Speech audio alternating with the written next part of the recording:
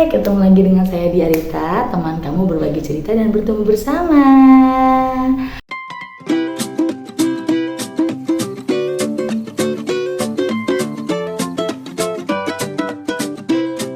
Halo, mohon maaf ya, lama banget aku nggak aktif lagi bikin video karena beberapa waktu belakangan ini lagi ada acara yang perlu dipersiapkan, dan setelah selesai acara kondisi tubuh kurang enak ya, radang suaranya hilang. Ini udah lumayan mending, jadi mau bikin video lagi. Apa kabar semuanya? Kali ini aku pengen cerita tentang bagaimana efek penggunaan gadget untuk anak-anak. Mungkin banyak yang sering mendengar ya bahwa anak-anak itu nggak perlu diberikan gadget, walaupun banyak sekali orang tua atau orang-orang dewasa yang memberikan gadget sebagai salah satu solusi agar anak dapat duduk tenang ya. Tapi aku di sini pengen sharing pemahaman yang salah atau kurang tepat tentang apa yang diberikan oleh gadget kepada perkembangan kognitif anak. Jadi aku pengen kasih gambaran dulu ya. Kalau kita memberikan pemaparan gadget, itu kan ada stimulus yang sangat cepat ya, dari gambar-gambar atau video-video yang diberikan atau dari aplikasi permainan yang diberikan. Ada gambar, suara, ada aturan games rules yang diberikan secara nonstop dan cepat, dan itu akan membuat anak seolah-olah kelihatannya seperti sedang fokus. Ya, padahal itu bukan anak sedang fokus, tapi anak sedang dikendalikan karena adanya stimulus yang cepat itu. Ya, bisa dipahami nggak perbedaannya?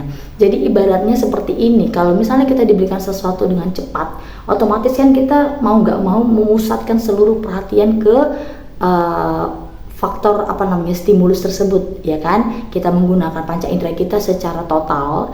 Artinya di sini adalah otak bekerja dengan sangat keras. Ya, jadi ada istilahnya fenomena popcorn brain gitu ya. Jadi otaknya kayak popcorn, meletup-letup.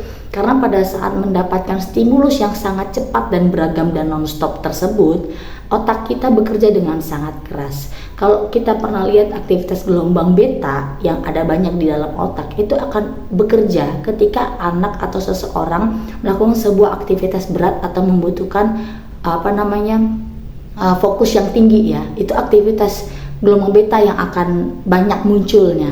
Nah, ketika itu terlalu banyak bekerja di dalam otak, maka akan mengganggu efeknya ke yang lainnya. Contohnya adalah kemampuan anak untuk menahan impuls atau dorongan-dorongan sehingga membuat anak mudah tantrum, mudah emosi, nggak mampu mengendalikan diri. Kenapa? Karena mereka terbiasa dengan stimulus yang cepat dan berubah-ubah. Kalau misalnya diberikan dengan sebuah proses atau slow motion gitu ya, itu anak udah nggak betah gitu, karena udah terbiasa dengan sistem yang cepat tersebut gitu ya, kayak ibaratnya popcorn kan, meletus gitu ya.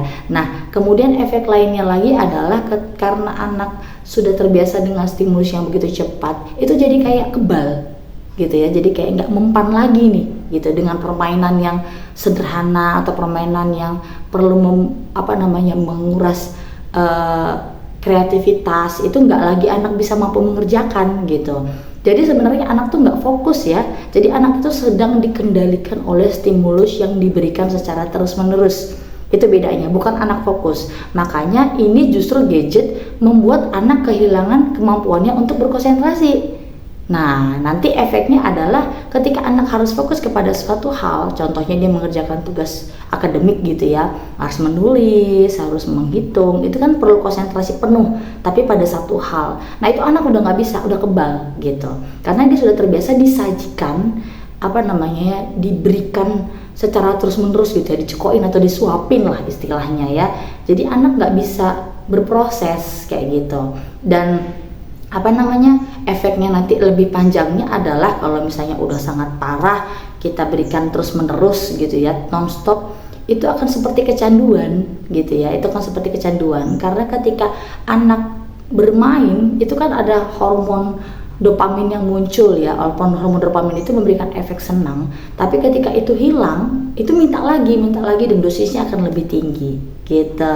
Jadi bagi orang tua atau orang dewasa yang menganggap bahwa anaknya dikasih gadget aja biar lebih tenang, itu sebenarnya adalah sebuah solusi yang kurang tepat. Karena anak bukan tenang, tapi anak sedang diberikan sebuah tugas berat yang membuat otak anak bekerja dengan sangat keras, yang akibatnya setelah itu terjadi jadi lelah secara mental ya, otaknya lelah gitu ibaratnya ya, dan akan berpengaruh kepada emosinya.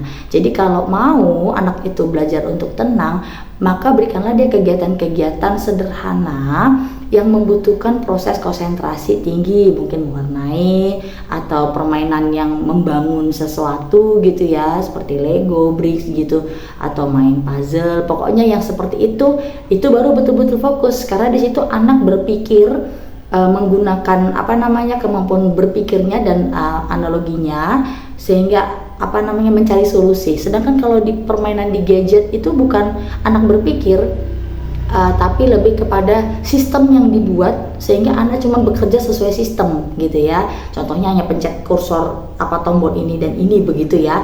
Itu aja sebenarnya caranya. Mungkin itu bukan sebuah solusi yang tepat buat memberikan anak-anak gadget, apalagi diberikan sepanjang hari.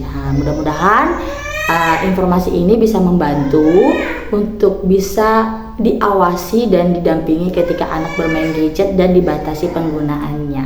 Oke, mudah-mudahan video ini bermanfaat dan silahkan bagikan ke teman-teman dan saudara-saudara yang lainnya. Oke, see you on the next video. Salam sehat selalu, bye-bye.